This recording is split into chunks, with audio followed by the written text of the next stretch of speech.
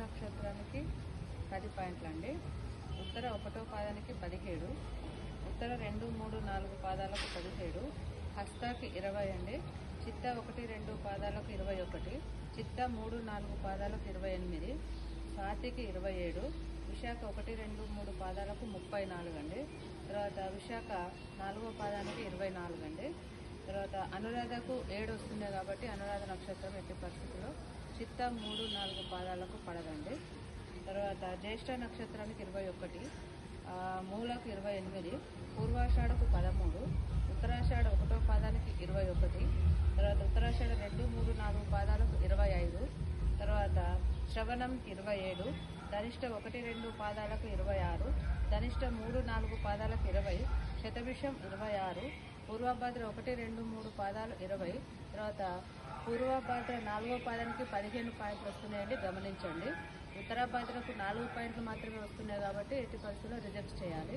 తర్వాత రేవతికి 13 పాయింట్లే వస్తున్నాయండి. కాబట్టి చిత్త 3, 4 పాదాలకు వివాహ వ్యవస్థలో ఏ నక్షత్రానికి ఎన్ని పాయింట్లు వస్తున్నాయని తెలియజేయడం జరిగింది వీడియోలో. మీకు తెలుసు, వివాహ వ్యవస్థలో 18 గణంలో కంటే ఎక్కువ వస్తేనే మనము ముందుకెళ్ళాలి. అయితే ఇక్కడ పడే నక్షత్రాలు తెలియజేశాను. మరొక్కసారి పడని నక్షత్రాలు వినండి.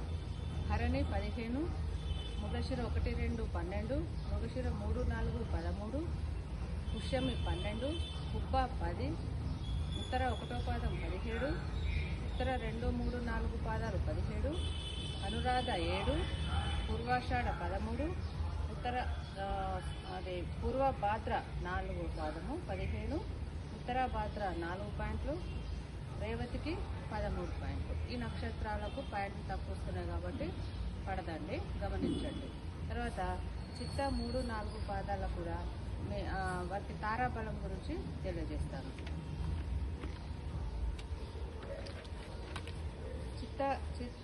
చిత్త నక్షత్రానికి ఎన్ని పాదాలు ఉన్నా 4 పాదాలకు ఒకటే తారాబలం ఉంటుందండి, గమనించండి. మృగశిర, చిత్త, ధనిష్ట 1 జన్మతారండి. ఇందులో రవి ఉంటాడు కాబట్టి వీరికి ముఖ్యమైన పనులు ఇందులో చేయకూడదండి. ఆరుద్ర, స్వాతి, శతభిషం సంపత్తారండి, 2వ తార బుధుడు ఉంటాడు, చాలా బాగుంటుంది. పునర్వసు, విశాఖ, పూర్వభాద్ర విపత్తార రాహు ఉంటాడండి. తర్వాత పుష్యమి, అనురాధ, ఉత్తరాభాద 4 క్షేమతార, చాలా బాగుంటుంది, గురువు ఉంటాడు. ఆశ్లేష, జ్యేష్ఠ, రేవతి 5 ప్రత్యేక తార, కేతు ఉంటాడు కాబట్టి వ్యతిరేకంగా ఉంటుంది. అశ్విని, మఖ, మూల 6 సాధన తార, ఇందులో చంద్రుడు ఉంటాడు కాబట్టి చాలా బాగుంటుంది. హరణి, పుబ్బ, పూర్వాషాఢ నైదన తార, శని ఉంటాడు కాబట్టి ముఖ్యమైన పనులు చేయకూడదు. కృత్తిక, ఉత్తరాషాఢ 8 మిత్ర తార, ఇందులో శుక్రుడు ఉంటాడు కాబట్టి తప్పనిసరిగా ఈ తారాబలాన్ని ఏ ముఖ్యమైన పనులకు కూడా ఉపయోగించుకోవచ్చు. రోహిణి, హస్త, శ్రవణం 9 పరమమిత్ర తార, ఇందులో కుజుడు ఉంటాడు, ఇది కూడా మంచిగానే ఉంటుంది.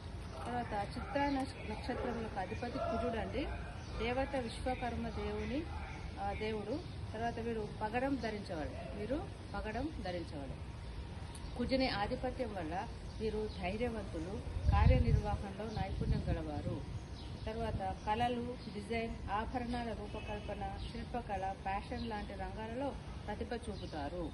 విశ్వకర్మ దేవుని దీవెనలతో వీరు సృష్టించేవి శాశ్వతంగా ఉంటాయి. వీరికి విశ్వకర్మ దేవతల ఆశీర్వాదం ఉంటుంది కాబట్టి వీరు ఏ కళా నైపుణ్యం సృష్టించినా కూడా అవి శాశ్వతంగా ఉండడానికి అవకాశము ఉంటుంది. ఈ విధంగా చిత్త 3, 4 పాదాల యొక్క తారాబలము మరియు వివాహ వ్యవస్థలో వారు ఏ విధంగా ముందుకెళ్ళాలి అనే విషయాల గురించి తెలియజేయడం జరిగింది. మీకు ఈ వీడియో నచ్చినట్లయితే తప్పకుండా లైక్ చేయండి, షేర్ చేయండి. Thank you friends.